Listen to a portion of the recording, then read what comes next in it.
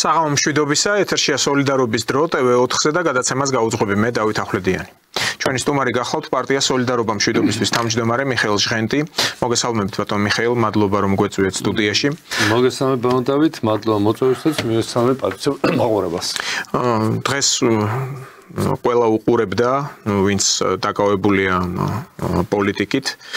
იმ სხდომას, სადაც ნაციონალური მოძრაობის ხელისუფლების საქმიანობის შემსწავლელი კომისია კითხავდა ზაზა გოგავას, სამხედრო მაღალჩინოსან სააკაშვილის ხელისუფლების დროინდელს, რომელიც უშუალოდ იყო მონაწილე 2008 წლის აგვისტოს ომში და კითხვები იყო მასთან, ხვალ დილიდან იგეგმება ასევე მამუკა ყურაშვილის დაკითხვა, გვახსოვს ჩვენ ეს პერსონა იმ პერიოდში 2008 წლის აგვისტოში და აი სულ ახალი ამბავი ნაციონალური მოძრაობის ეს ხელისუფლების საქმიანობის შემსწავლელი კომისია, დროებითი საგამოძიებო კომისია ირაკლი ოქრუაშვილს, ყოფილ თავდაცვის მინისტრს მიმართავს პროკურატურას, რათა გადაიბაროს მისი ეს საქმე, ეს ოქრუაშვილი არ გამოცხადდა ამ კომისიაზე, რაც პირდაპირ უკვე იმას ნიშნავდა, რომ ამ საგამოძიებო უწყებას მიმართავდა ეს კომისია და სხვათა შორის ყველამ ერთხმად დაუჭირა მხარი ამ მოთხოვნას.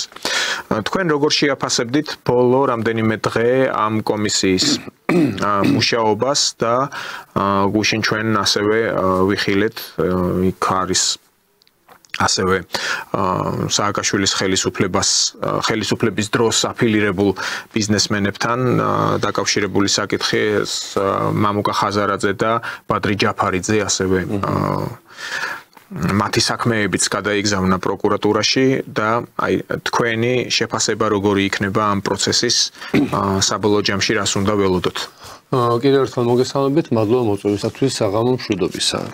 ჩვენ ბატონო დავით, დაახლოებით ჩვენახევრის წინ გავაჟღერეთ, რომ ჩვენთვის ცნობილი იყო ვინ იქნებოდა კომისიის თავმჯდომარე, მაგრამ გვარი არ დავასახელეთ, მეგობრებმა მთხოვეს, რომ ინფორმაციას ნუ გასცემ ვადაზე ადრეო. რა თქმა უნდა, დღესაც მივესალმები, გუშინაც მივესალმებოდი და მივესალმებოდი 4 წლის წინ, რომ ყოფილიყო ეს კომისია. მაგრამ გამოვიდეთ რეალური პოლიტიკიდან, რა ვითარება იყო მაშინ, რა მდგომარეობა იყო დღეს. საჩეელოდ საქართველოსთვის დაერტყათ ისე მტკივნეულად, რომ ვერ გავსწორებულით ყავით წელში და ამიტომ ასე ვთქვათ ხელისუფლებას მოუწონოთ საქციელი, მოუწონოთ გადაწყვეტილება, რომ მათ დღეს დაიწყეს, გუშინ დაიწყეს და ქალბატო წულუკიანს უსურვებს წარმატებას აი ამ საკმაოდ საინტერესო რატო ამბობ, ძალიან ბევრი რამ შეიძლება გამოაშკარავდეს და ძალიან ბევრი რამე გახდეს ისეთი რამ ნათელი, რაც ჩვენთვის ვინც პოლიტიკით დაინტერესებული ვართ, უკვე იმ პერიოდში ნათელი იყო და ცხადი იყო, მაგრამ საქართველოს მოსახლეობა გაიგებს ძალიან ბევრ საინტერესო რამეს. რაც შეეხება ბატონ გოგავას, მე 2 წლის წინ თქვი, რომ ბატონმა გოგავამ მარტის თვეში SVO-დან, ანუ სპეციალური ოპერაციის დაწყებიდან მარტის თვეში განაცხადა, რომ რუსეთის სამხედრო მანქანას აქვს მხოლოდ 3 კვირის ჭურვები. მეც მოვისმინე ეს განცხადება. კი, საკმაოდ ესეთი, არა, სასაცილო, ანუ კაცი, რომელიც არის გენერალ-ლეიტენანტი, როგორც ახლა მე სამხრეებით ვნახე, კაცი, რომელიც არის სამხედრო, თუ მან არ იცოდა რუსეთს რამდენი კვირის, რამდენი თვის, რამდენი წლის აქვს მე უკვე კომპეტენციაზე მაქვს საუბარი. ანუ მისი კომპეტენცია ჩემთვის არის პლინტუსზე დაბალი, მიუხედავად იმ რეგალიებისა, რამდენიც არ უნდა კონდეს მას სამხრეები და მისი მდგომარეობა და საერთოდ ნაციონალური მოძრაობის აი ეს თაობა, რომელიც მოვიდა ხელისუფლებაში, დღეს რაზე იყო საუბარი? დღეს იყო საუბარი, ვინ დაიწყო, ვინ გასცემდა ბრძანებებს და ჩვენ ოფისშიც გააცემამდე მთელი დღე საუბრობდით, ვინ არის 5 კაცი. ეს არის საქართველოს ყოფილი პრეზიდენტი, რომელიც ქართველმა ერმა აირჩიეთ არაადეკვატური ადამიანი 2-ჯერ, ნუ კაი მეორეჯერ ვიკამათოთ, მაგრამ პირველჯერ ხო აირჩიეთ ეს კაცი. შეურაცხადი, რომელიც წელიწადში 2-ჯერ კიევის ფსიქიატრიულ საავადმყოფოში მკურნალობდა. კიდევ ერთხელ ქართველებს შეგახსენებთ ჩვენ დანაშაულს. მეორე, ეს იყო გენერალური პროკურორი. მესამე, ეს იყო შშშ-ის მინისტრი. მერე იყო უგულავა და მერე იყო რამდენიმე ჩtildeოვანი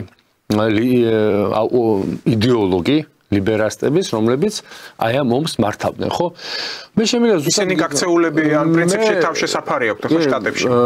მან იყო კიდე ესეთი ლომაია და იაკობაშვილი. ლომაია, იაკობაშვილი, კიდე ძალიან ბევრი იყო, მაგრამ მე რის თქმა მინდა ეს კარგად მახსოვს 2008 წელი, როდესაც სანამ ეს ტრაგედია დაიწყებოდა, მთელი ნაცმოძრაობა და ამაში დამერწმუნებიან ჩემი მაშინელი კოლეგები, იძახდნენ კოკოითი ფანდარასტ.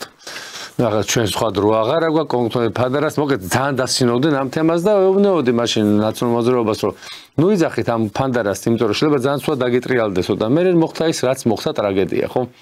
რა არის მთავარი აქ? მთავარი არის ამ კომისიამ დადოს ვის მიერ იყო დღეს ბატონ ვალერის ძალიან კარგი სტატია იყო საქართველოს მსოფლიოში, ვის მიერ იყო ეს პროვოცირებული? ანუ ვინ მოახდინა ამის პროვოცირება?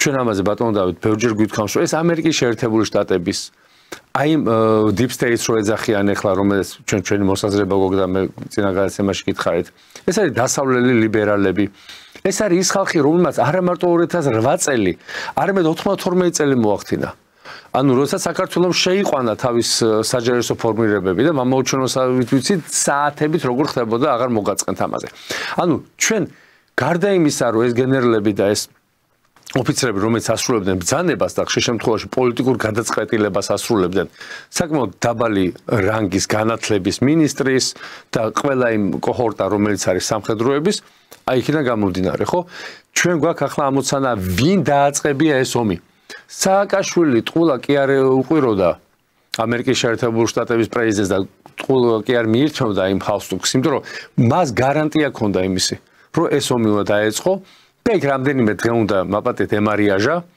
ну მას უთხრა ცხინვალის მაშინ აღარ მახსოვს დავაი ძიმა დავაი ძიმაო რა ანუ ძიმა იყო მას გვარი დამავისდა სანაკოები დავაი ძიმა ანუ ძიმას უნდა გაეხსნა ეს მიტინგი ალბათ თვითონ უნდა ჩასულიყო ეგ თეთრაჟზე და მე როგორ ფოფხაფოხთით გამოვიდა ეგ მაგრამ ახლა მოდით კიდე ერთხელ ვიტყვი რა აქ სააკაშვილის ბრალი კი არ არის ეს არის საქართველოს მოსახლეობის ბრალი 99 წელი ეხლა მეტყვიან კიდე რაღაცას და ხმა აღარ მინდა ჩხუბი 92 წელი შემდგომში შევარდნაძის პერიოდი აფხაზეთის დაკარგვა 2008 წელი და შემდგომი პერიოდი ეს არის ჩვენი გადაწყვეტილება ისევე როგორც უკრაინელი ხალხის გადაწყვეტილება იყო ის რომ უკრაინა დანგრეულიყო მხოლოდ ემოციებზე დაფუძნებული ხო და მასხარას ჩაეგდო ხელისუფლება ამიტომ ძალიან გთხოვთ ჩემო ძვირფასო ქართველებო ჩემი თამადობით ვამბობ ამას ნურავის ნუ დავაბრალებთ ნურაფეს ეს კომისია შექმნილია იმისთვის, რომ თქვენ დაგანახოთ, ჩვენ დაგვანახოს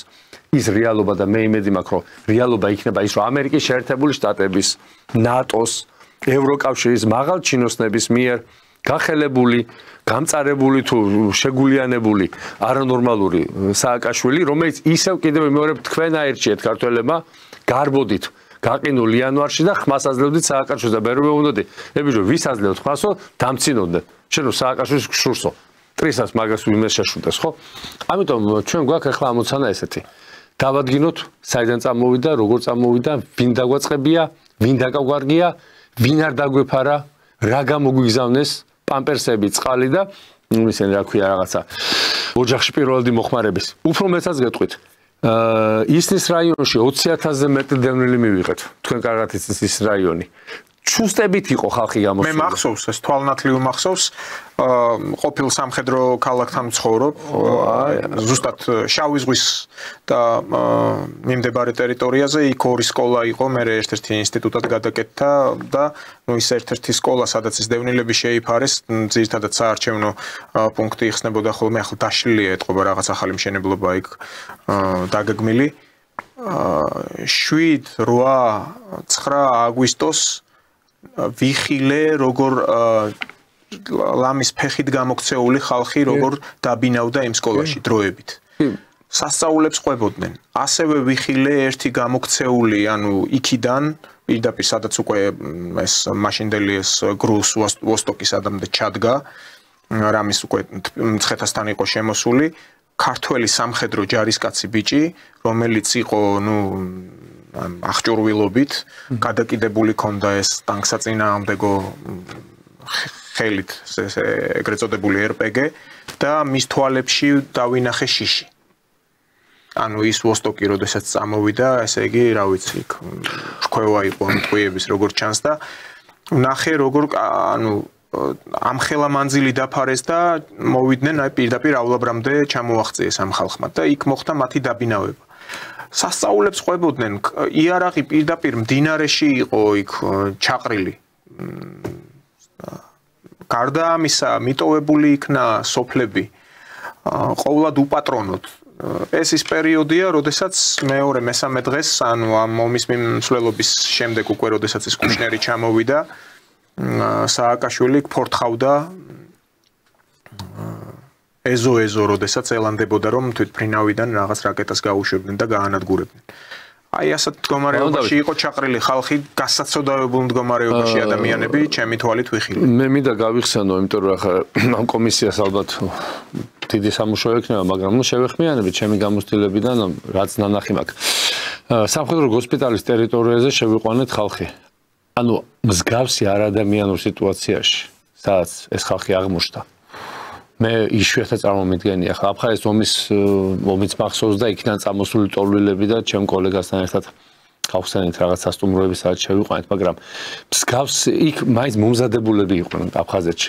მიმოხდით, აქ აბსოლუტურად, აი ცარიელ ცაზე ხალხი მე მაშინ ბაღებში იყო გასული და ზოგს კილომეტრი ახალ ზოგი 2 კილომეტრი 3 კილომეტრით დაშორებული ქონდა. ბაღებიდან ჩუსტებით წამოვიდნენ ფეხმძიმე ქალები. ანუ მაპატიეთ ტანსაცმელი ვერ წამოიღეს. აი ამას რო უყურებდი და ფიქრობდი რომ რამ გაიძულა შენ ნაძირალა პირიქვისკენ მიქნია სააკაშვილო, მაგრამ სააკაშვილი აიძულეს, დაავალეს ამის გაკეთება, მისეს ფული, მისეს გარანტიები. და მე უნდა გენახა თქვენ 20.000 პირველი ყველაზე დიდი ტოლულები მიიღო გდანმა დაახლოებით 30.000-მდე, მე იყო ისანი 20.000-მდე და მე გადანაწილა ყველა სკოლა, ყველა ბაღი. ანუ სადაც შეიძლებოდა ამათი განთავსება, თან ის ხალხი არა, რომელიც იმალებოდა. აი ხეობას ქურთად ამარაშენი, კეხვი, ესენი წლების მანძილზე თავისი იარაღით ეს ადგილობრივები ინარჩუნებდნენ. ეს სხვა მენტალობის ადამიანები არიან და აი ესო დავინახე, ხო? და მე მინდა მადლობა უთხრა ყველა იმ ადამიანს, ვინც მაშინ მონაწილეობა მიიღო ამ ადამიანების განთავსებაში და ძალიან სერიოზული ჩხუბი მომიწია იტალიელებთან, ფრანგებთან, ჰუმანიტარული დახმარება შემოვიდა, ცაველის შემოიტანეს, რა ქვია, სამზარეულო და წყლის კანალიზაციას ვაკეთებდით, რა წყალი მიწოდებას იქ და რამდენიმე დიპლომატი იყო და ფრანგებს და იტალიელებს უთხარი, აი მე უთხარი თქვენი პოლიტიკა. აი თქვენ ეს მოიტანეთ საქართველოში მე უთხარი. თქვენმა ნატომ, თქვენმა კატომ მაშინაც იგივეს ვამოვდი და 30 წლის და ეხლაც იგივე. ეს მოიტანეთ მე უთხარი, თქვენ არ ამზადებოდა ხმა გატრუნულები მისმენდნენ. ეს არ იყო შემთხვევითი ამბავი ბატონო დავით. ეს ამ კომისიამ უნდა დაადგინოს პირველ რიგში ვისი დავალებით მოხდა. რა იდო ამაში? იდო ამაში საქართველოს აფეთქება? იდო ამაში ჩრდილო კავკასიის აფეთქება? იდო ამაში რუსეთის სამხრეთ რეგიონების აფეთქება? რა მიზანს ემსახურებოდა არანორმალური, არაადეკვატური სააკაშვილის ეს აქციები?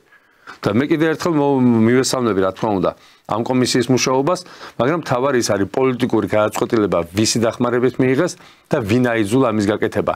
და ახლა დღეს იყო საუბარი ქალაქის მერი ახსენეს. ქალაქის მერიც იქ იყო. შშს მინისტრიც იქ იყო. ყველა ვისაც არ დაეზარა. და ისეთ რატო იყვნენ? ისეთ ვის ბაძავდნენ? შევარნაძეს ბაძავდნენ. შევარნაძე 93-12 სანგრებში რო გაიარა. არა, შევარნაძე მართლა ჩადიოდა ფრონტის წინახაზე და ერთმანეთს დაფრინავდა იქ. იმას ბაძავდნენ. რა გინდა სამოქალაქო პირს, ქალაქის მერს. სხვა შორის იმ პერიოდშიც პოლიტიკოსები სოხუმში იყვნენ შევარნაძესთან ერთად. და მირეკავდნენ იქიდან, რომ ხან ის გამომიგზავნდნენ, ხან სიგარეტი გამომიგზავნდნენ, ხან საწვავი. მე ჩამოდით აქ მე ვთხარ პარლამენტის წევრები, ვინც ახართ და თბილისში იყავით. რა გინდა? ანუ ეს არის არ შემდგარი სახელმწიფოს კოლონიისთვის დამახასიათებელი მომენტია, როდესაც შემთხვევის ადგილზე გადის მინისტრი. შემთხვევის ადგილზე მინისტრი არ უნდა გავიდეს. შშს არ ჭირდება, აი იქ სხვა უნდა იმუშაოს. ის შშს მინისტრი რო გადის, 30 კაცი მიყვება. თამხლები, ზოგი დაცვა, ზოგი ქურთუკის დამჭერა, ზოგი ლაბადასი, ხო? აი ეს არის არ შემდგარი კოლონიური ქვეყნის ბედი. და ჩვენ ეს კოლონიური ქვეყანა უნდა დავასრულოთ. და დღევანდელმა ხელისუფლებამ კიდევ ერთხელ მივხვდეთ ჩემი ძალიან ბევრი კითხვების ამ მათ მიმართ დეკოლონიზაცია დაიწყეს. აი ეს ძალიან მოკლედ შევეცადე ჩემი ემოციები დამეფარა, იმიტომ რომ კარგად მახსოვს ეს ხალხი როგორ შემოდიოდა და ისიც მახსოვს რომ ვაფრთხილებდი დაცმოძრაობის იმათან ვისაც ურთიერთობა მქონდა. ცუდად დაამთავრებთ. ატეხილები ხართ სამგლე გოჭებივით. აი ეს იყო, რაც იყო, ეს იყო პარლამენტში, უფრო მეტი. პარლამენტში გამქრალები იყვნენ დეპუტატები. ბაბადე რისი სუნი იდგა არ მინდა იმის თქმა რა. შეშინებულები ბაბადეც ვინსად გაიპარა ვერ პოულობდნენ დეპუტატებს. ასე რომ ყველაფერს აქ თავის პასუხისგებლობა ჯობს გვიან ვიდრე არასდროს უფრო კარგი იქნებოდა. რამდენიმე წლის მომხდარიყო, მაგრამ დღეს დადგა ის პოლიტიკური ამინდი რომ ოცნებას, მაგრამ დღეს თუ ოცნებამ ეს შანსი გაუშვა ბატონო დავით. მერწმუნე გაცილებით ძიმე სურათი გვექნება აქ. არავის არ ეწყენოს. და სანამ ოცნება ამ კომისიაში ჩამოაყალიბებდა და ახლა იბარებს ამ ბატონებს, რომლებიც უშუალოდ იყვნენ მონაწილეები, ჩართულები სააკაშვილის ან ნაციონალური მოძრაობის ხელისუფლების პირობებში, იგნებავთ ამ 2008 წლის ომში. ამ ომთან დაკავშირებით ევროკავშირის ეგიდით შექმნილმა კომისიამ დადო დასკვნა. სადაც ყველაფერი შავი თეთრზე წერია. ახლა ის ჰაიდი ტალევინი, შვეიცარიელი დიპლომატია, საკმაოდ გამოცდილი, ისეთი კარიერული დიპლომატი, საერთაშორისო ორგანიზაციებსაც ხელმძღვანელობდა, დიდი გამოცდილების მქონია და იქ მთელი რიგი დიპლომატები იყვნენ იმ კომისიაში, რომლებიც ასევე, აი მაგალითისთვის ავიღოთ, ამ კომისიაში, ეგრეთ წოდებულ ტალევინის კომისიაში, მისი მოადგილე იყო საქართველოში გერმანიის ფედერაციული რესპუბლიკის ელჩი, ბატონი უვე შრამი. უვე შრამი ზუსტად ისევე იზიარებდა იმ პოზიციას, რომ პირველად ცეცხლი გახსნა სააკაშვილმა და არა რუსებმა. თქვენ თუ გახსოვთ, იქ მერე ომის შემდეგ, აი პოსტფაქტუმ რაც მოხდა თავად ეს საბრძოლო მოქმედებები მთელი 5 დღე მიმდინარეობდა. აი საგაზეთო გამოცემები, მათ შორის სხვადასხვა ფონდების მიერ დაფინანსებული, იგივე გლობალისტური გამოცემები, რომლებიც მაშინ იმდენად არ ჩანდა, რომ ეს იმ ძალების მიერ დაფინანსებული პრესაა, გაჩაღებული ჰქონდათ ესეთი მჭხიბაობა. რომ იქ ომი დაიწყო 7 აგვისტოს, თუ დაიწყო 8 აგვისტოს, რომელ საათსა და რომელ წუთზე იყო იქ რუსული ტანკის მიერ გადმოლახული როკის გვირაბი, აი როკის გვირაბი რო აეფეთქებინა ქართულ ძალებს, ან საერთოდ შევარდნაძის დროს რო არაშენებულიყო ეს როკის გვირაბი ვიქნებოდი დაცული თუ არა და აი ასეთი აჯაფსანდალი, აი ეს მასალები იდებოდა და პირდაპირ საზოგადოებას ტვინს უწამლავდნენ. აი ამ ჭხიბაობაში გადიოდა ეს დრო. და იმ კომისიაში პირდაპირ შავით თეთრზე არის აღნიშნული, რომ ბრძანება გაიცა საქართველოს ხელისუფლების მიერ. სხვა ეთერებშიც მithქვამს, უბრალოდ ეხლა რადგან ეს კომისია აწარმოებს ამ ადამიანების დაკითხვას და გამოკითხვას, რა ვიცი, რაც გნებავთ ის დაარქვით. საერთოდ თუ აი ასეთი მდგომარეობა არის, წესით დაკითხვა უნდა ეხლა ყველა გამოკითხვას იძახიან, ეხლა ახალი ტერმინია ეს გამოკითხვა. აბა დაკითხვა როდის არის? ბოლო პერიოდში გაგიგიათ? ესეც იქიდან შემოგდებული ტერმინი იყო, რომ ეს გაეკეთილშობილებინათ ეს პროცესი თავად. როდესაც ადამიანი არის რაიმეში ეჭმიტანილი, ან თუნდაც მოწმეს საკითხ, ხდება მისი დაკითხვა ზოგადად. ნუ ეს ცალკე სასაუბრო თემა. ხო და აი ეს მომენტია, თუ კი იმ დასკვნაში, ტალევინის დასკვნაში წერია ეს ყველაფერი, მაშინ ეს კითხვები არა თუ ხელმეორედ, მესამე თუ მეოთხედ, არამედ უფრო მეტი კონკრეტიკა აქვს ხელისუფლებას ახლა განსახორციელებელი, უფრო სწორხაზოვანი, სწორუპოვარი, აი ნაბიჯები უნდა გადაიდგას, რომ საბოლოო ჯამში დაისვას წერტილი და ყველა ხალხმა, საზოგადოებამ, ქართველობამ, ადამიანებმა, მოსახლეობამ იცოდეს რა მოხდა რეალურად, ვინ იყო დამნაშავე. ეხლა ოქრუაშვილს რო იბარებენ, ნუ გასაგებია რაღაც კითხვები ჰქონდათ, ნუ პროკურატურაში გადავიდა ეს საქმე, თავის დროზე ოქრუაშვილმა იქ დაქოქა მანქანები ამოქოქა ჯერ კიდე 2008 წლის ომამდე და კოდორის ხეობაში ერთი შესვლა გააკეთეს. ამერიკელებმაც თქვეს, რომ ნუ აკეთებთ ამას. აი ვინც არიან ექსპერტები, ვისაც ეწოდება, კითხეთ თუ დაადასტურებენ თუ არა ჩემს ნათქვამს.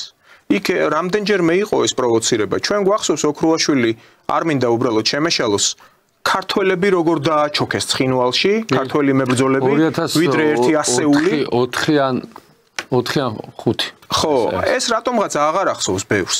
ისეთ რა, ბატონო, ჩვენ მეხსიერება ეთყობა ძალიან მოკლე გვაქვს რა. ზოგადად ფსიქოლოგიურადაც ესე რამდენიმე თვეზე, კვირაზე გააჩნია რა მულნაზეა საუბარი. მეხსიერების მდგომარეობის პრობლემა გვაქვს. ჩვენ მეხსიერება დავკარგეთ მაშინ, როდესაც ჩვენი ისტორია უარყავით. ანუ ქართველმა კაცმა 90-იანი წლებიდან პრაქტიკულად ხაზი გადაუსვა უახლეს ისტორიას. ეს იყო 50-იანი, ეს იყო 20-იანი, ეს იყო 800-იანი, ეს იყო თავშას შუა საუკუნეებს აღარ ვამბობ. ჩვენ ხაზი გადაუსვით ჩვენ ისტორიას და ჩვენ ხაზი გადაუსვით ჩვენ წინაპრებს. ჩვენ ჩვენი წინაპრების შეურაცხავით ბატონო დავით. რა თქმა უნდა, მე და თქვენ არ გვეხება.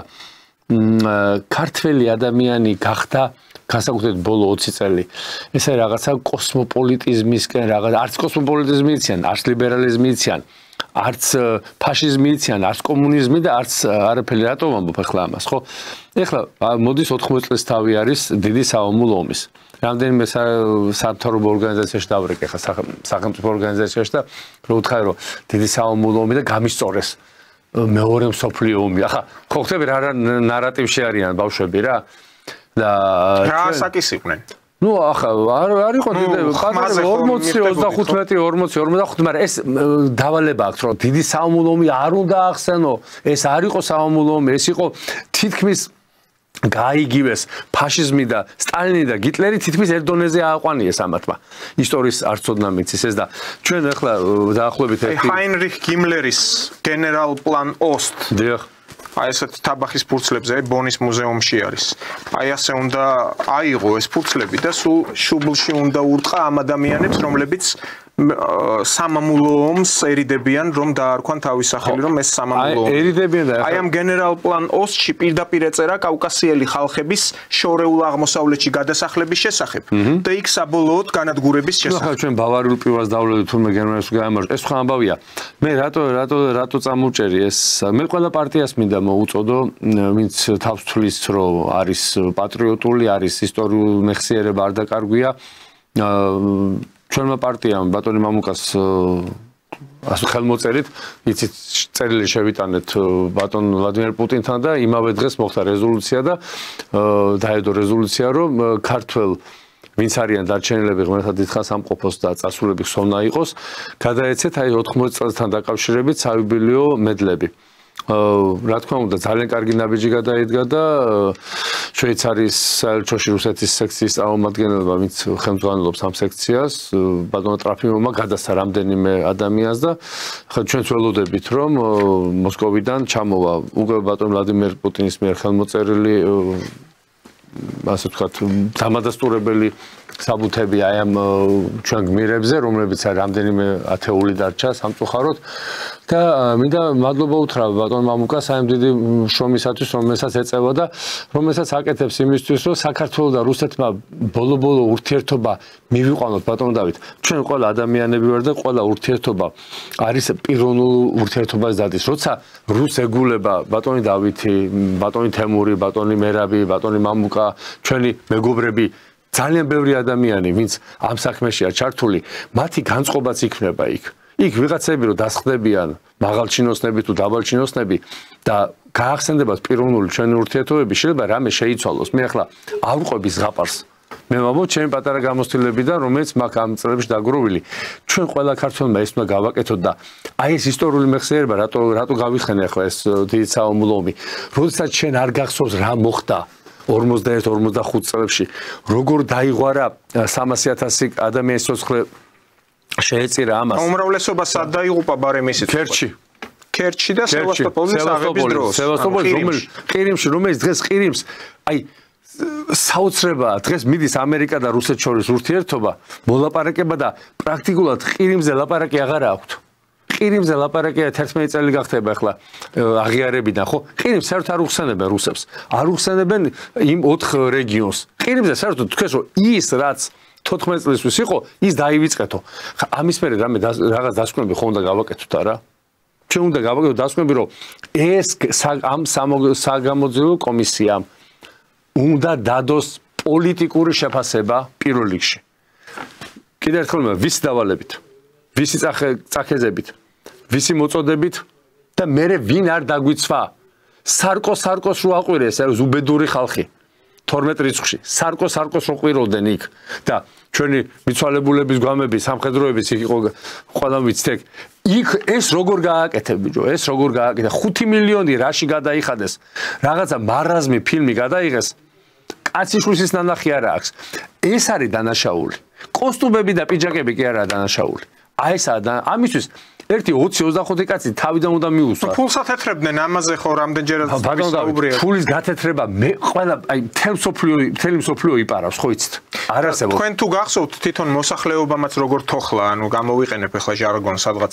ჩვენ 25 წელია თოხლა. ხო, როდესაც სააკაშვილი გამოდიოდა ამ თავის მართულ ტელევიზიების საშუალებით და ხალხს კიდევ კлау ჟარგონს გამოვიყენებ, აბოლებდა, რომ არიქა ახლა მეხუთე ფლოტის ავიამზიდი მოდის მთელი ესკადრით და თურმე ბოსფორში უნდა შემოსულიყო, ჯერ ერთი ვერ გაეტევა იქ. ანუ უბრალოდ წყალწევა ისეთი აქვს, რომ არ არის გათვალისწინებული თვითონ ამ მონტროს ხელშეკრულებით. იმიტომ რომ 40,000 ტონაზე მეტი წყალწევა არ უნდა იყოს, ეს არის 2 ესმინეცი, 2 ნაღმოსანი. ანუ აი არის იქ ფლაგმანი მეხუთე ფლოტის მაუნტ ვიტნი ის შეიძლება გამოუშვან და არსებობს ასეთი ტერმინი სამხედრო საზღვაო ძალებში ფლოტების პიჩენია ანუ რომელიც უზრუნველყოფს ამ დიდი გემის თავდაცვას როგორც ავიაციას თქვა ბომბდამშენს მიყვება რამდენიმე გამანადგურებელი ასევე ეს გემიც და სააკაშვილი გამოდიოდა და არიქ ავიამზიდი მოდისო ეხლა ჩვენ ომში ჩასართავად და რუსეთის წინააღმდეგ ტომაგავკების სროლას აპირებსო უკვე 1000 სიშლეგე სიგიჟე მოყვა და ეს ხალხი პირდაპირ უსმენდა და სწამდათ ანუ ნაწილს გულის დღესაც წამს კაცო დღეს სააკაშვილისაც წამდა წინახელად მე გეტყვით რა ჩამოვიდა წყალი პამპერსები ერთჯერადი თებშები ეგრეთ წოდებული პამპერსებიც არისო ჰიგიენური პაკეტები კარგით ერთჯერადი ასე ვთქვათ მშრალი სუხოი პაიოკი რო ეძახიან ამერიკელი სამხედროებისთვის ეს იყო კარვები იყო საძილე ტომრები იყო კომპლექტი იყო ესეთი პირველადი დახმარების ანუ გადასახოვი მასალები დაახლოებით იყო 10-12 დასახელების თუ რაღაც გამორჩა შეიძლება ვიღა მაგრამ აი ეს ზუსტად ვიცი იმიტომ რომ ამას ვანაწილებდი მე თვითონ რა აი ამ კომპლექტებს რა არაფერი იქ ისეთი არ იყო არაფერი ისეთი იყო რომელიც საქართველოს ჯარს გამოადგენდა. მე გზაპრები იყო რომ იქ რეიძე იდგა თურმე გემი რომელშიც იყო რაღაცა არნახული შეიარაღება ამერიკის შეერთებულმა შტატებმა ისევე როგორც გაწირა უკრაინა. ასევე გაგვწირეს ჩვენ უბრალოდ კიდე ერთხელ ვიმეორებ ჩვენ პატარა ქვეყანა ვარ და ამისთვის არ გამოვდგებოდით რა. და ამ კომისიის გარდა კიდევ ჩვენ არაერთხელ გვითქვამს უნდა შესწავლილი ყველა ის კონფლიქტი რაც იყო 90-იანი წლებიდან მოყოლებული და ჩვენ დავინახავთ არ უნდა შეეშნდეს ხელისუფლებას დღეს იმის თქვა რომ მთელი ეს 25 წლიანი უბედურება რაც საქართველოს დასავლეთმა დამართა ეს იყო მიმართული ანტირუსული კოალიციის შესაქმნელად ეს იყო მიმართული რუსეთის საწინააღმდეგოდ და ჩვენ გამოყენებული ვიყავით როგორც პაიკი ამას თუ არ იტყვის ეს კომისია მაშინ პოლიტიკურად მე პირადად ერთი კაცი მე პარტიის სახელით ამას არ ვამბობ მე პირადად ჩავთვლი რომ კომისია ბოლომდე ვერ შეასრულა თავის ფუნქცია თუმცა უნდა მიუსვა ძალიან ბევრი პოლიტიკური შეფასებაა დასადები რისთვის ჭირდებოდი ჩვენ დასავლეთს უნდა ვახსენოთ რუსეთის ხსენება დღეს თუ რუსეთის ხსენება გეშინია და რუსეთის ხსენება არ გინდა ეს კიდე რაღაც გარკვეული პრობლემები გვაქვს რომელიც ძალიან ცუდად დაგვიბრუნდება მოდით ვერსიის დონეზე დავასწრებ კომისიის დასკვნას და აქვე ვიტყვი აი რაც ახლა ბოლო პერიოდში ხელისუფლება და ქართული ოცნების წარმომადგენლები ლაპარაკობენ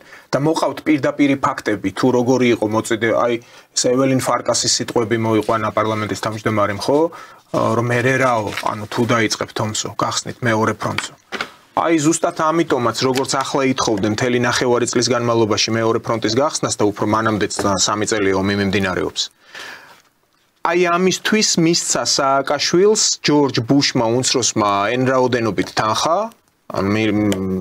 მილიონებზეა ლაპარაკი რომ მომხდარიყო შეიარაღება იქ კითხვებია დასასმელი კომისია არ ვიცი დაიბარებს თუ არა თემურ ალასანიას იარაღზე ბევრი კომპრომატები იყო ხო ყოველ შემთხვევაში მედიაში ტრიალებდა ეს ფაქტები მე გეტყვით მე ვწერდი გაზეთ რეზონანსში და მასალა მქონდა მზად ახლა მორიგე რედაქტორებზე მეორედ მიწევს ეთერში ამის თქმა და ექსპერტების დონეზე მქონდა მასალა გამზადებული უკვე შავი მასალა იყო მეორე დღეს უნდა ჩაშვებული იყო სტამბაში და პირობითად აი კიდევ ვიმეორებ სამხედრო ექსპერტს ჰქონდა ახსნილი ამ M4 შაშხანების შესყიდვა რომ მოხდა ომამდე რამდენიმე თვით ადრე რომ თუ კი მას სამიზნე აქვს და ის არის საზღვაო ფეხოსნების ამერიკელი საზღვაო ფეხოსნების დამიზნების არეალი აი რაც არის სამიზნე რაც დგება 150 მეტრი როდესაც კალაშნიკოვის ავტომატს პირობით მოწინააღმდეგეს თქვათ აფხას ანოს არ აქვს მნიშვნელობა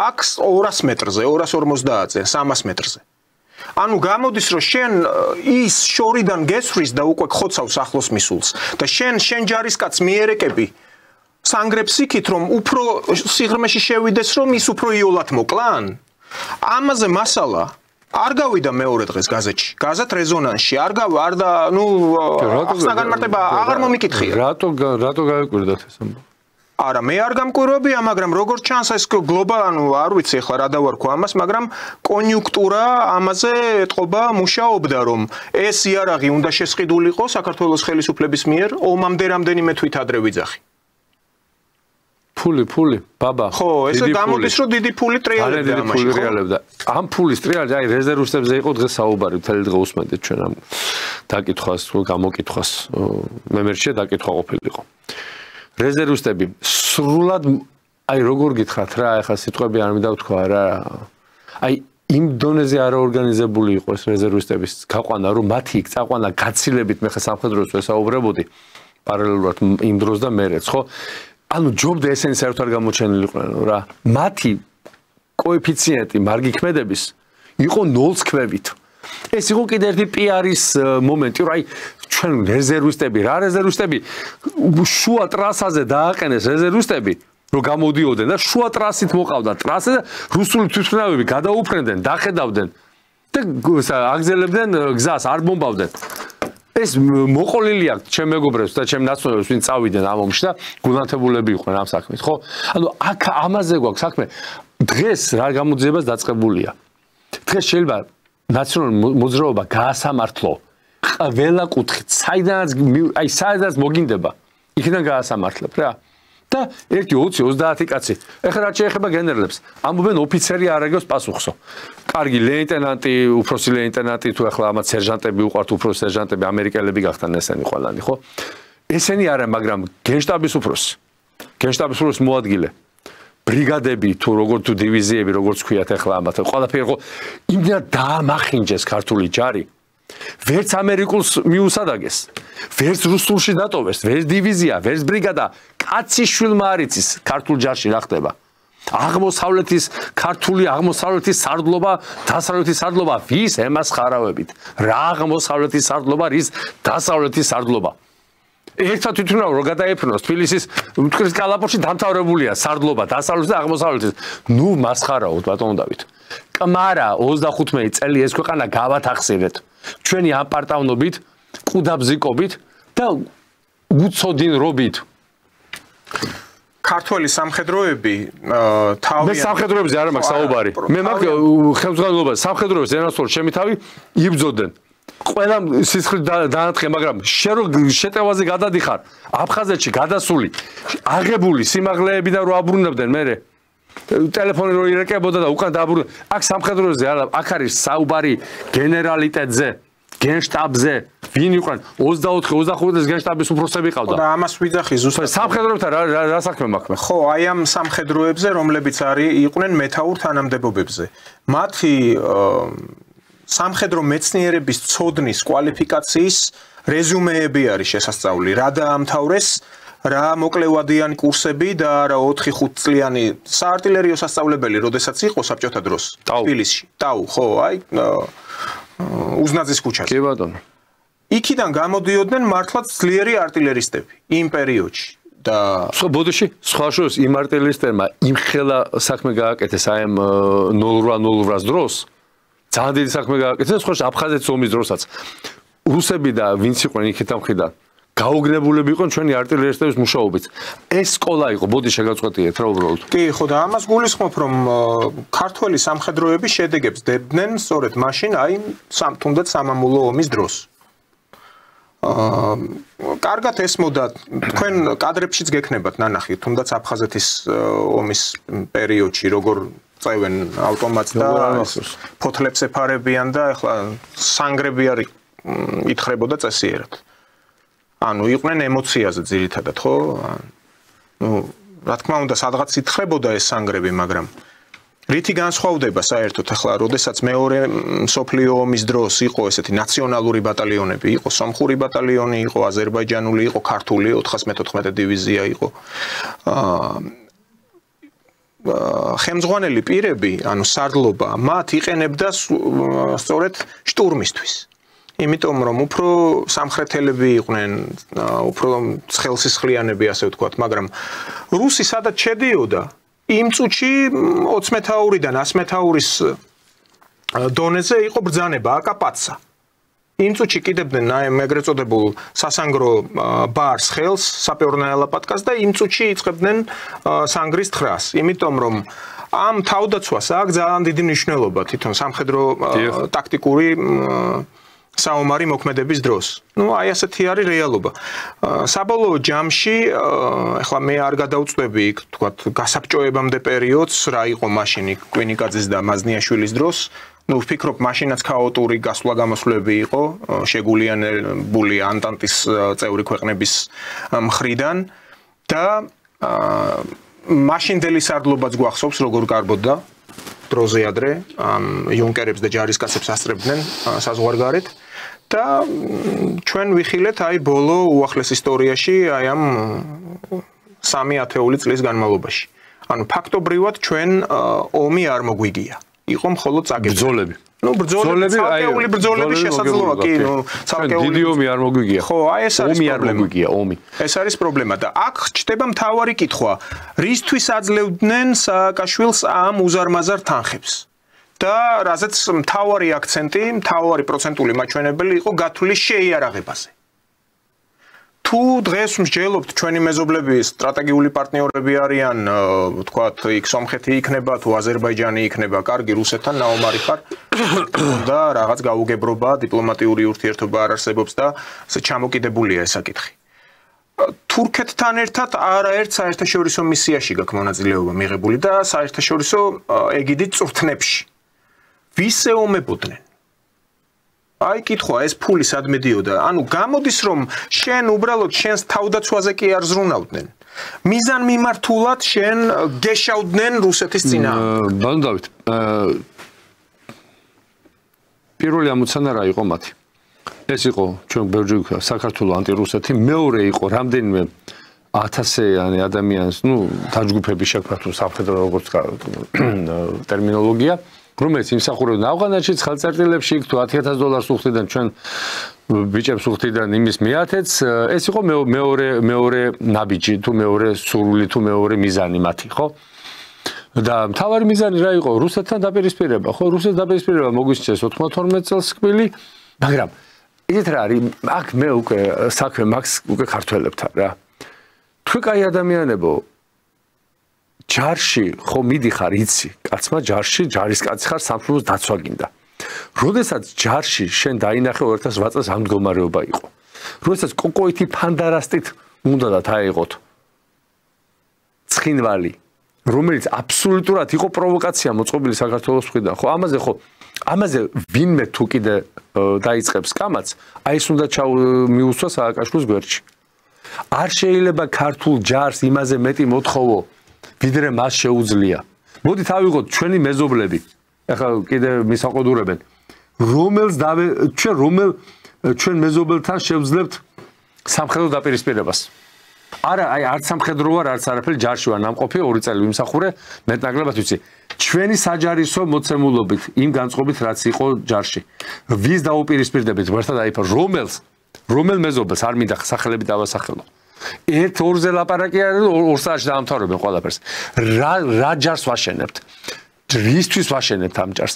რისთვის გადაიყარა მილიარდები და გაფუჭებული კომისიამ აუცილებლად უნდა შეისწავლოს რა იარაღი შემოდიოდა, როგორი ხარისხის იარაღი შემოდიოდა, რომელი ქვეყნებიდან შემოდიოდა, რომელი თაღლითი გადამყიდველები იყვნენ შუამავლები.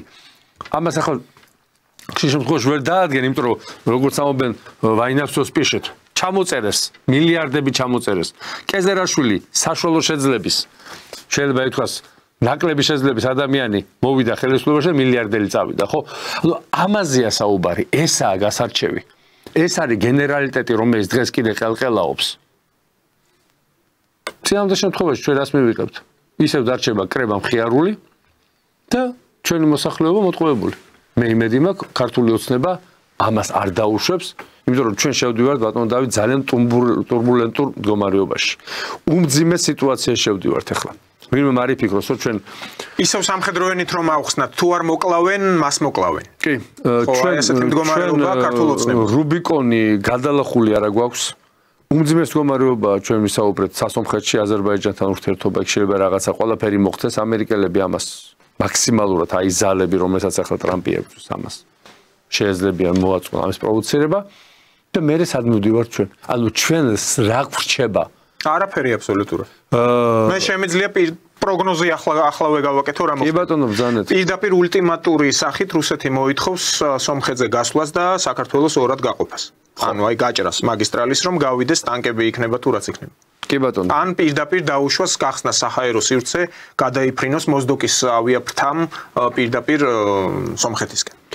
ხوارჯობია ბატონო დავით აი ამ კომისიის მუშაობასთან ერთად საქართველოს ხელისუფლებამ იფიქროს რუსეთთან აი 80 წლის იუბილე რატო არის საინტერესო ჩვენთვის აი მაპატიეთ ახლა ღმერთო მაპატიოს იმათმა სულებმა დაეცა იქ მოდით გამოვიყენოთ ეს ისტორიული თარიღი და საქართველოს ხელისუფლების წარმომადგენლებმა მოახერხონ იქ ჩასვლა თუ ტრამპი ფიქრობს მოსკოვის ჩასვლას თუ სი ძინპინი ფიქრობს მოსკოვის ჩასვლას მე დარწმუნებული ამერიკის შეერთებული შტატების რომელიღაც მაღალჩინოსანი იქ იქნება ამაში ვარ დარწმუნებული თუ სხვა ქვეყნები ფიქრობენ იქ ჩასვლას შენც ჩადი კარგი პრემიერს დავანებოთ თავი პრემიერის ჩასვლაზე დავანებოთ პრეზიდენტის ვიცე-პრემიერი ჩავიდე ძალიან გადავეკიდე ვიცე-პრემიერებს რა ჩადი და დადექი იქ და აჩვენე შენი პოზიცია დღესვე დააფიქსირე მერწმუნედ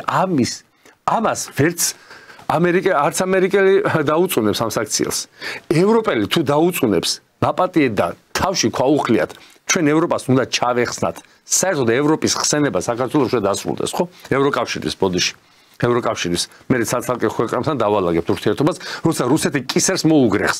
ცალკე გერმანიას, ცალკე საფრანგეთს, ცალკე პოლონეთს, იტალიას და ცალკე ამ განვითარებულ ქვეყნებს. მე ჩვენს დავალაგებთ ურთიერთობას. ჩადე ბიძია იმ წითელ მოედანზე დადექი აჩვენე რუს აჩვენე ამერიკელს რომ შენ აღარ ახარ ამერიკელისთვის პრობლემა და ეს იქნება სერიოზული პოლიტიკური ნაბიჯი თუ ამას ქართული ოცნება გააკეთებს ჩათვალოთ რომ ჩვენ ძალიან დიდი საფრთხე რომელიც გვემუქრება ჯერ კიდევ ჩვენ მოხსნილი გვექნება ეს იქნება განაცხადი რომ მე შენთან ურთიერთობა მინდა მართალია კონსტიტუციიდან კატო ნატოს ვერ ვიღებ მაგრამ შენთან ადამიანური ურთიერთობა მინდა კიდევ ერთხელ ამბობ და ვარწმუნებ ქართულ ოცნებას. ამერიკის შეერთებული შტატები ამას მხოლოდ მიესალმება. და ყველა ის ძალა, რომელიც დღეს სოფლიოში იკრებს, ასე ვთქვათ, გავლენებს. ანუ თქვენ მაინც გააქვთ ამის ოპტიმიზმი, რომ ადრე თუ გვიან შეიძლება ეს მოხდეს. მე ოპტიმიზმი მაქვს იმის, რომ ეს ყველა ვარიანტში მოხდება, გააჩნია რა ფორმით მოხდება. ანუ როგორ დაგვხვდებიან? ქარავაით დაგვხვდებიან, პურით და მარილით. თუ ცოტა სხვანაირად დაგვხვდებიან. მე ეს რომ მოხდება, ბატონო დავით, თქვენ იცით ჩემი განწყობა და მე თქვენი განწყობაც ვიცი. ეს რომ მოხდება ამას ორი აზრი არ არის. აქა საუბარი რა მდგომა. ჩვენ თუ დღეს საქართველოს ხელისუფლების მეორე მესამე პირი ჩავიდა მოსკოვში. ჩათვალეთ ეს იქნება დიპლომატიური გარღვევა, რომელიც არ ყოფილა ბოლო 25 წლის განმავლობაში. და ამას რუსი, აი მე ვაძლევ გარანტიას ქართულ ოცნებას, ჩემი პატარა გამოცდილებიდან, რომ ამას რუსი ისე შეაფასებს, თუ თვითონ ქართულ ოცნებას გაუკვირდება. შესაძლოა. და ამასობაში მაინც ახლა რადგან ვახსენეთ ჩვენ აი თუნდაც იმ 5 წლის წინ ის ქვეყნები, რომლებიც ახლა არიან დაპირისპირებული რუსეთთან, თუნდაც დიდი ბრიტანეთი, საფრანგეთი, ქვეყნები, რომლებიც იყვნენ კოალიციაში ამ სამამულო ომის დროს. თავიანთი კონტინგენტები ყავდათ გაგზავნილი იქ წითელ მოედანზე, აღლუმი როდესაც იყო 5 წლის წინ. კი ბატონო. დღეს ახლა ამ უკრაინის გამო არიან დაპირისპირებული და თამადობს პარიზში საფრანგეთის პრეზიდენტი ემანუელ მაკრონი ამ ანტირუსულ, რუსოფობიულ ისევ მიმართულებას, სადაც მსჯელობენ და უკვე პირდაპირ მაკრონმა განცხადება გააკეთა, რომ ფრანგები და ბრიტანელები გააგზავნიან ჯარებს რუსეთში. ჯარებს არა, უფრო სამხედრო ინსტრუქტორებს, უფრო ალბათ ასე, ვინაიდან პირდაპირ ითქვა. იქნება კვოტა, გაუშვებენ მომზადებულ სამხედრო სპეციალისტებს უკრაინაში. ანუ თან აღიზიანებენ რუსეთს, თან ტრამპის ინიციატივების ტორპედირებას ახდენენ. რომ მათ ვერ მოახერხონ, ვერ დაალაგონ, ვერ გადაწყვიტონ ამ უკრაინის ომის დასრულება ევროპის ევროკავშირის გარეშე. მაგრამ ამავე დროს ისინი მაინც არიან უსუსურები. მათ არავინ არაფერს არ ეკითხება, აქ გულისხმობ რა თქმა უნდა რუსეთს და ამერიკის შეერთებულ შტატებს, ადასტურებს რიადში გამართული შეხვედრები, მაგრამ ნუ აი მაინც კბილებს აჩვენებენ თუ სიმწრის ქმედებები აქვს ყოველ შემთხვევაში მაკრონი ამბობს რომ აუცილებლად უნდა გაუგზავნოთ გარდა ამისა მანამდე ითქვა რომ რუსეთის წინააღმდეგ სანქციები არ მოიხსნება ევროკავშირის მხრიდან და რუსეთს რიადში ქონდა ერთ-ერთი პირობა იცის რა რომ შტატებს გავლენა აქვს ბრიუსელზე ამერიკის თავად ევროკავშირზე რომ აუცილებლად უნდა ჩაიხსნას ეს სასანქციო პოლიტიკა ევროკავშირის მხრიდან ასევე უნდა აღდგეს Roselkhozbankში ეს გადარიცხვები ან მოქმედება ამ ბანკის და SWIFT-იც უნდა აღდგეს რუსეთისთვის. თანხების გადარიცხვა და ამათ ისტერიკა აქვს ევროკავშირს არ სურთეს. და პირიქით საწინააღმდეგო განცხადებებს აკეთებენ. აი შეიკრიბნენ ახლა პარიზში საკმაოდ ბევრი ქვეყანა და მსჯელობენ თუ როგორ განაგრძონ უკრაინის დახმარება, ნუ იმ ზელენსკიზე ახლა პირდაპირ ვიტყვი ბოდავს. ახლა ვფიქრობდი დღეს მაგალითად გადაცემაში შემოსვლამდე რამდენიმე გასულ კვირას მქონდა ერთ-ერთ გადაცემაში, როდესაც დავიწყე ვთქვი რომ აი აქ არიან პარტიები, ნუ ესეთ ვივარაუდე უბრალოდ რომ რას ფიქრობენ, რატო დაირქვეს სახელი. რომ ხვალზე პუტინი მოკვდება და ესენი განაგრძობენ, აი აგიხდათ დღეს გუშინ თქვა ზელენსკიმ. ფრანგულ მედიასთან ინტერვიუში რომ არ მე პუტინი მოკვდებაო მალეო და ამით ყველაფერი დასრულდებაო. და აქცენტს აკეთებს იმაზე, ნუ აქ ეს არ არის მწიფე როგორც პოლიტიკოსი ეს ადამიანი. ნუ ის გაიყინა როგორც კრივაროჟსკი უნივერსიტეტი დაამთავრა. კრივი რიხს ეძახიან ახლა ეს უკრაინელები. აი მეოთხე კურსის სტუდენტის დონეზე არის, კი დიდი წნეხის ქვეშ არის, ალბათ უძილობა აქვს ეს მის თვალებზეც ისახება, არ ვიცი ახლა იქ სხვადასხვა 1000 ჭორმართალს ამბობენ, არ ვიცი აქ მისი საქმეა, მაგრამ ის არ არის მწიფე.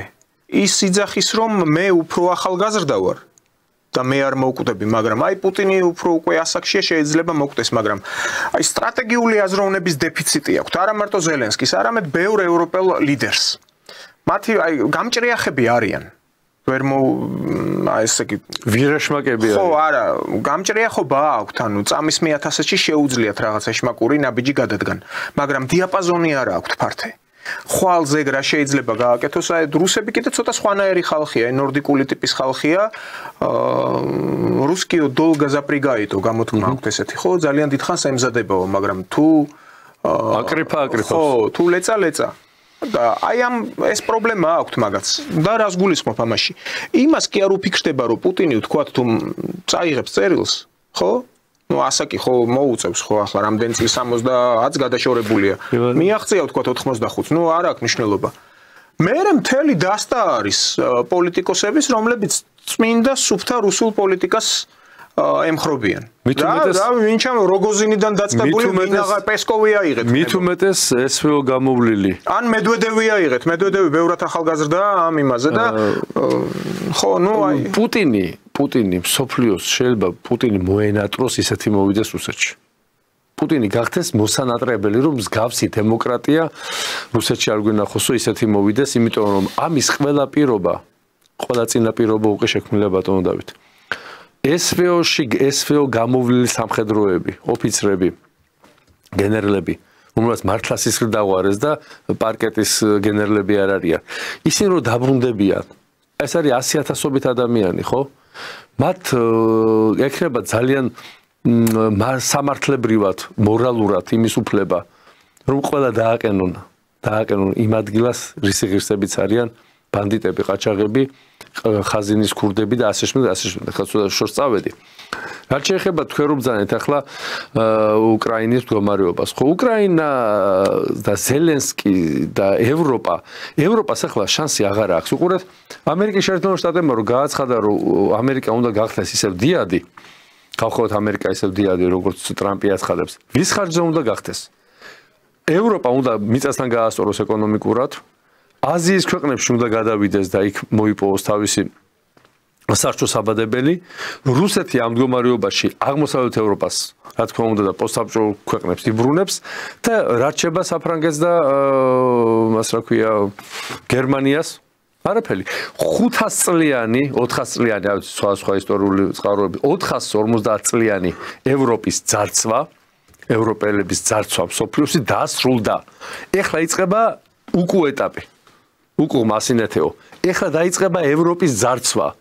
იმადგან, ვისაც ისინი ძარცვავდნენ, ძალადობდნენ, აუპატიურებდნენ, კლავდნენ, ხოცავდნენ, ბოდიში და მოგეთ ყველაფერს აკეთებდნენ, რომ აი სილამაზე, როდესაც ევროპაში ჩვენ ჩავდივართ და ვხედავთ რა ლამაზია, ეს სასახლე, რა ლამაზია ეს ეკლესია, ეს არის სისხლზე, შავკანიანებზე, ყვითელკანიანებზე, ყველა იმ აბორიგენებზე, რა ქვია, მოსახლეობაზე, აფრიკა იქნება თუ ლათინური ამერიკა, ვის სისხლზე არის, ესენი არიან კაცი ჭამიები. კაცი ჭამია უნდა დაამთავროს, კაცი ჭამიას ბოლოს განგმირავს წმინდა გიორგი. ესენი გველეშაპები არიან.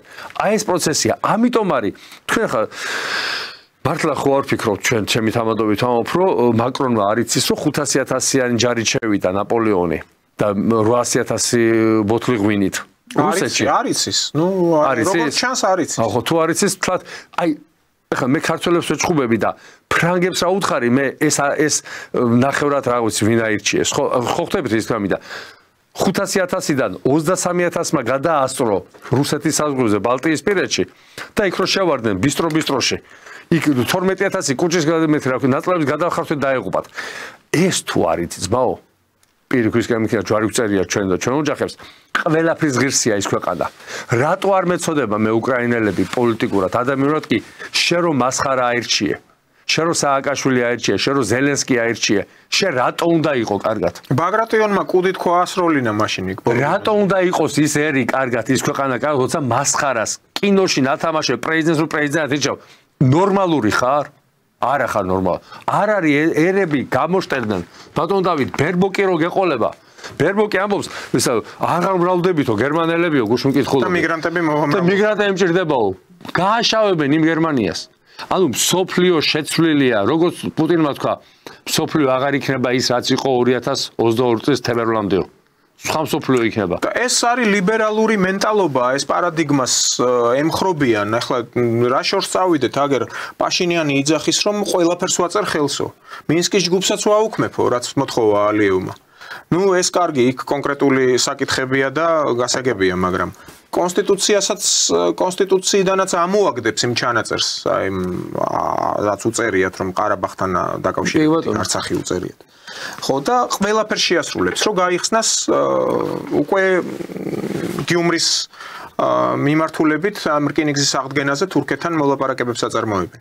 ანუ ის ყველაფერზე თანახმა პრინციპი არის მარტივი, სანამ მე ვარ მეფე, რაც შეიძლება მეტი ფული ვიშოვო, საათების კოლექციაც გავამრავლო და მე ჩემს მერე ქვაქვაზე არ დარჩენილა. ანუ დაახლოებით აი თქვენ ახლა ბერბოკი ახსენეთ ხო, ხვალზე რაღაც ნიშას მოუძებნიან ახლა საგარეო საქმეთა ministrია არ იქნება. ეს შოლცმა სხვათა შორის და სტარმერმა დიდი ბრიტანეთის პრემიერ-მინისტრმა დაუჭირეს მხარი მაკრონს და არის ახლა ინფორმაცია უკვე გამოჩნდა, რომ ეწინააღმდეგებიან რუსეთის წინააღმდეგ სანქციების მოხსნას. ანუ ამერიკელები უკვე საქმის კურსში არიან, როგორც ჩანს იქ რაღაც თანხმობა იყოს, სწავლობენ რუსეთის წინადადებებს და პოზიციას, რაც იქ რიაჩი იყო წარდგენილი და ესენი მაქსიმალურად ეწინააღმდეგებიან. გარდა ამისა გამოჩნდა ცნობები იმის შესახებ, რომ ეს ყველაფერი, ეს სასანქციო პოლიტიკა, ეს დროებითი ზავები, რაც ერთხელ ხო ითქვა და არაერთხელ როგორ ხდებოდა უკრაინასთან დაკავშირებით ის მინსკის ჯგუფი ასევე. უბრალოდ მინსკი 1, მინსკი 2 შეთანხმებები და საბოლოო ჯამში ყველაფერი ნაგვის ურნაში ჩაყარეს, ხო? ევროპა დაიწყებს მზადებას დაახლოებით 2030 წლისთვის ომზე ფიქრს რუსეთთან.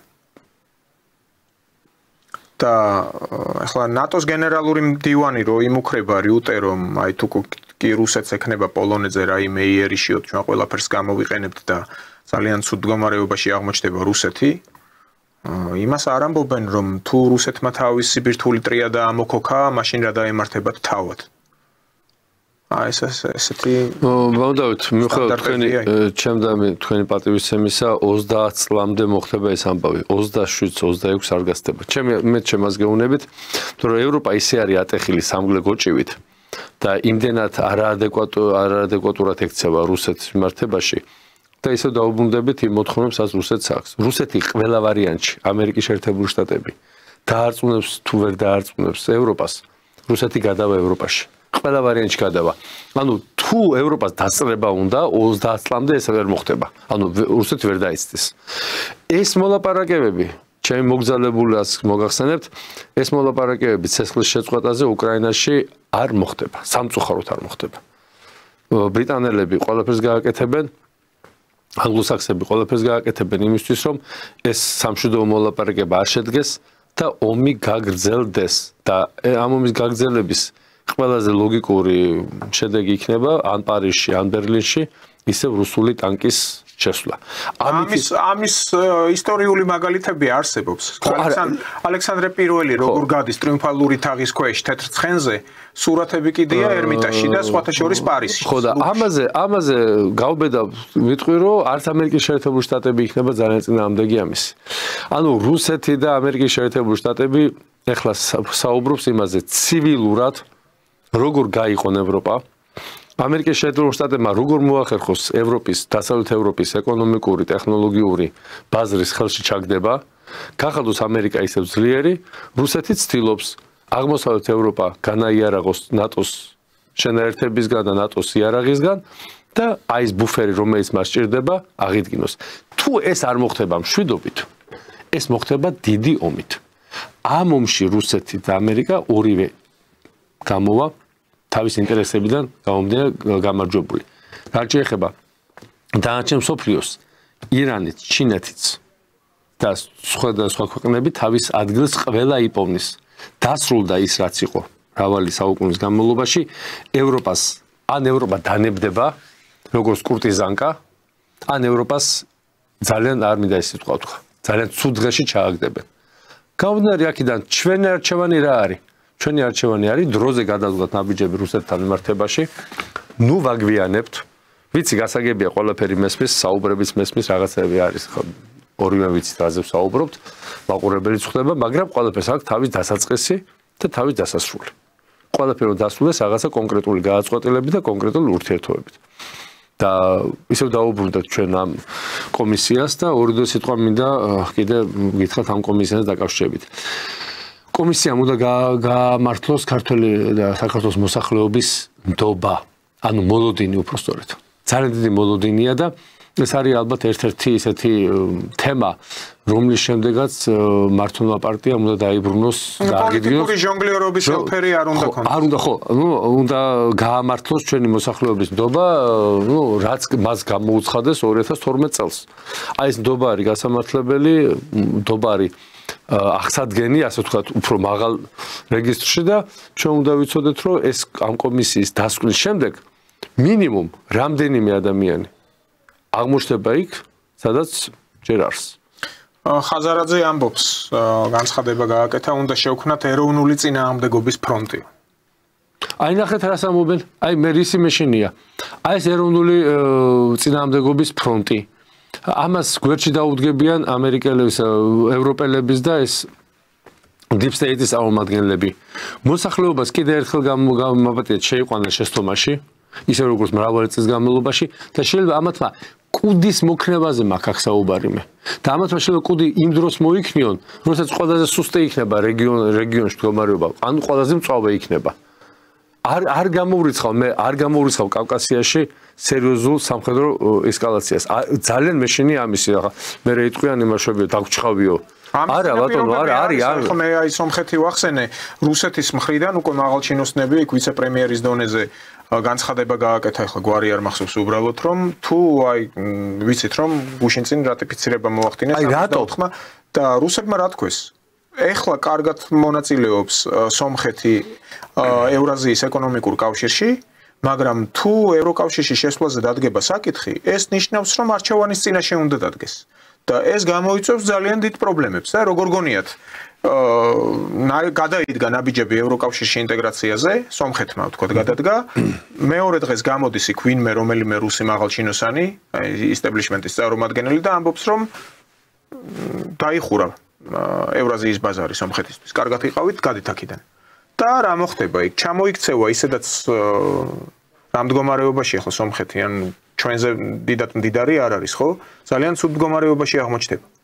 ანუ ზუსტად კალკირება ხდება იმისი, რაც მოხდა იანუკოვიჩის დროს, შამპანიურის ბოკალით რო დადიოდა ამ ევროპელ ლიდერებთან, რომ თქვენი ჭირიმე დაგტოვეთ ჩვენ ჯერ კაი ამ ევრაზიულ კავშირშიც ვიქნებით და ოღონ ისე გაგვიღეთ კარები. ხო და რატო დაჭირდა? და ულტიმატუმის ფორმით რო უთხრეს რომ ასე არ გამოვაო და აემხომ ისე ხელისუფლება. რატო დაჭირდა დღევანდელ პაშინიანს აი პარლამენტში ამ იმის დადგენილების თუ გადაწყვეტილების მიღება, როდესაც არის სომხეთისთვის შეიძლება გახდეს დამღუპელი. აი რაში დაჭირდა? ახსნა. ზუსტად იგივე რაში ზელენსკის დაჭირდა. სომხეთმა 92 წლიდან ამერიკის შეერთებულ შტატებს გამოემათხოვრა, იმიტომ რომ მათი იმდროინდელი პრეზიდენტი პეტროსიანი 4 საათი ეხოცებოდა კლინტონს, რომ მიეცა უფლება რუსეთთან ურთიერთობის. ამითი გადარჩა სომხეთი.